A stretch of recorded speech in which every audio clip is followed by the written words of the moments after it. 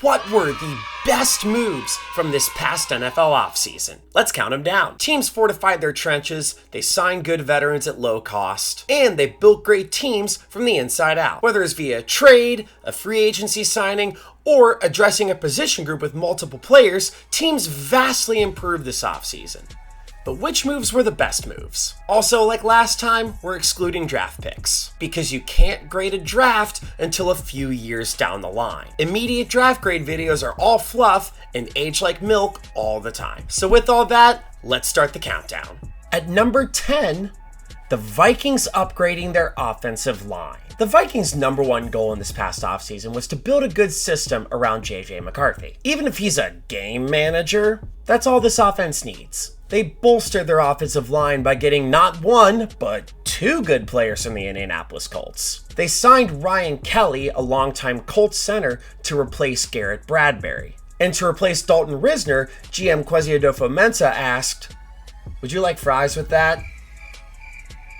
I get it. They already have strong weapons around McCarthy, like Justin Jefferson, who's dangerous in the open field, and Jordan Addison, who's dangerous while he's driving. JJ McCarthy had a year to learn the system under Sam Darnold, which is a sentence that 2 years ago would have made a Vikings fan punch himself in the but now, he actually might be set up for success. With the O-line acquisitions they've made, his chances to succeed could be even higher. At number 9, the Bucs extending Chris Godwin. I love when a player spends his entire career with the same team. And it seems like that's what Chris Godwin is going to do with the Tampa Bay Buccaneers. They signed him to a team-friendly 3-year deal worth $66 million and $44 million guaranteed. Now, he is recovering from a fractured ankle. But prior to that injury, he was remarkably productive. He had 50 receptions, 565 yards, and 5 touchdowns in the mere 7 games he played before he went down with that injury. In every game he played in 2024, he had at least 5 receptions and 53 yards. Now, yes, they do have a crowded receiver room with Godwin, Mike Evans, Jalen McMillan, and Emeka Egbuka. However, having that ultra-familiar face in the building while the team transitions away from Liam Cohen couldn't be a better move for the NFC South favorites. At number 8, the Bengals extending their pass catchers. I'm biased, I know.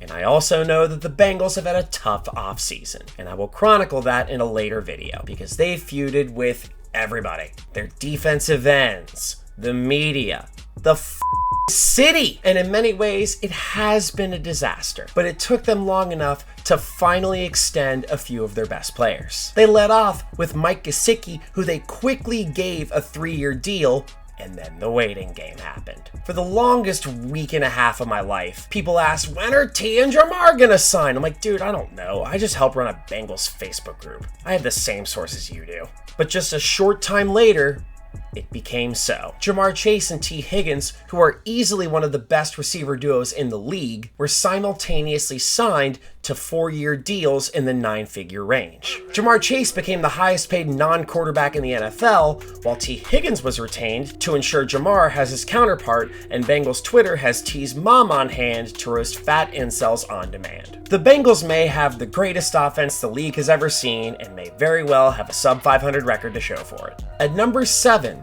the Raiders trading for Geno Smith. The AFC West is a remarkably tough division, and I don't think the Raiders will be able to compete for the AFC West crown this year. That said, they may be better than people think. They may finally have a stable franchise quarterback in Geno Smith, who produced well in Seattle despite a horrible offensive line. And they got him in a trade with Seattle. In return, Seattle was given the 92nd overall pick in this past draft. And who did they select with that pick? Ha ha! He's got a similar system in Vegas. He's got a tight end who is so good at football that he forgets that he also might need hair. He's also got a spicy receiver core that consists of 2 former quarterbacks. Also, and I don't want to treat draft picks like sure things, but Ashton Jeanty comes with an awful lot of hype. If Jeanty does live up to the hype, he may give Pete Carroll the opportunity to run the ball on the 1-yard line in the Super Bowl. Like I said, this may be a better team than people realize. Their offense is sneaky good, and their defense hasn't lost Max Crosby.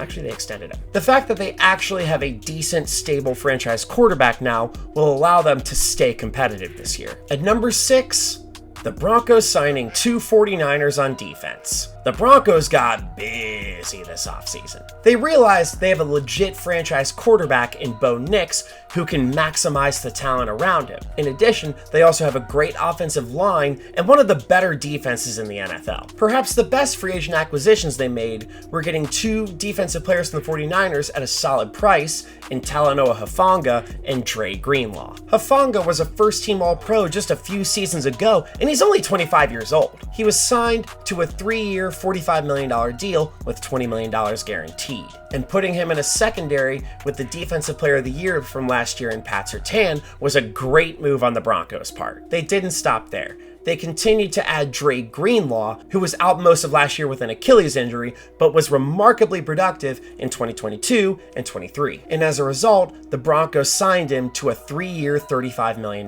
deal. Getting 2 reliable players from the same defense to join an already really good defense was an excellent move on Denver's part. They may even shock people and compete for the AFC West title.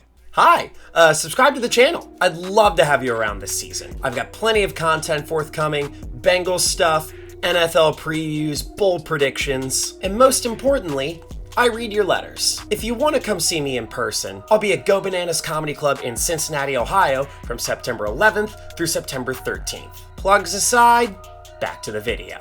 At number 5, the LA Rams signing Davante Adams. If you can get a stud veteran who still has gas left in the tank, by all means go for it. The Jets traded for him last year due to his rapport with Aaron Rodgers, but more importantly, his badass Madden rating. While it was a record-setting year for Rodgers, the acquisition didn't amount to wins.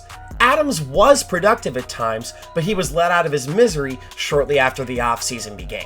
The Rams quickly swooped in, signed Adams to a decently sized 2-year deal, and paired him with Puka Nacua, who has cemented himself as a bona fide wide receiver 1. Matthew Stafford was a great player in the NFC North for years, which means he is super familiar with Davante Adams, who also terrorized the NFC North for years. If Adams still has even some of what made him one of the best receivers in the NFL, this would be a home run signing. At number 4, the Commanders trading for Laramie Tunsil. The Commanders quickly realized that they have a star in Jaden Daniels, so they did everything they could to gear their offense up for a potential Super Bowl run. Well, almost everything. Look, I know being better than Dan Snyder is a low bar to clear, but pay T-Mac, man. He's one of the most underrated receivers in the league. Pay him! They did shore up their offensive line by trading for Laramie Tunsil, who will go from protecting the 2nd pick from the 2023 draft to the 2nd pick in the 2024 draft. Per PFF, he was the 4th best pass blocking tackle in the NFL last year with an 88.6 grade. He's under contract until 2026, and these next 2 years will be paramount for Jaden Daniels and the Commanders' offense. While it did cost them decent draft capital, the Commanders getting a stalwart left tackle to protect Jaden Daniels was a great move for a franchise that's in win-now mode. At number 3, the Ravens signing Jair Alexander. This might be the best prove-it deal that happened in the entire offseason. And he wasn't signed for much at all. A 1-year deal, $6 million max, $4 million guaranteed, and $2 million more can be earned in incentives. He took less money to reunite with his former college teammate Lamar Jackson, and he joined a legitimate contender. People may think he's washed up or injury prone, but when he's healthy, he's a really good player. Signing a player like this gives the Ravens a critical asset in their secondary as Nate Wiggins develops, and Kyle Hamilton continues to be Troy Polamalu receivers. That joke was a reach, Dude, I'm trying here. It's the kind of low-risk, high-reward signing that Ravens fans should be ecstatic about. At number 2, New England swiping Milton Williams from Carolina at the last minute. Pats GM Elliott Wolf spent money on his defense like he was a sorority girl with her dad's credit card. However, instead of lemon drop shots, he bought a bunch of defense. They upgraded with players like Carlton Davis to go opposite Christian Gonzalez, Harold Landry, Robert Spillane, Kairos Tongatruck, and Caleb Chasen, who... oh no. Go away! However, their big daddy was Milton Williams. He was signed by the Patriots to a 4-year, $104 million contract after very nearly signing with Carolina. And this contract was the largest contract in Patriots history. He said yes to the Patriots, and he was promptly swiped from Carolina, who promptly signed defensive tackle Tershawn Wharton from the Chiefs. Milton Williams was a monster defensive tackle for the Eagles last season, who stepped up in the wake of Fletcher Cox retiring. He was a big reason why the defense held their own in the Super Bowl. The big game. They may have slightly overpaid, but any player who takes a bunch of money out of the rich owner's front office is a winner in my book. And at number 1, the Bears completely reloading their offensive line. Chicago is doing as much work as it possibly can to get Caleb Williams to succeed. Last year, they threw together a receiver core that didn't live up to expectations. But this year, they built from the inside out. The draft selections of Colston Loveland and Luther Burden are good on paper, but we can't grade a draft until a few years down the line. However, what they did do was they built a really solid, veteran-filled offensive line for the most sacked QB from a season ago. They signed Drew Dahlman to a 3-year deal for $42 million.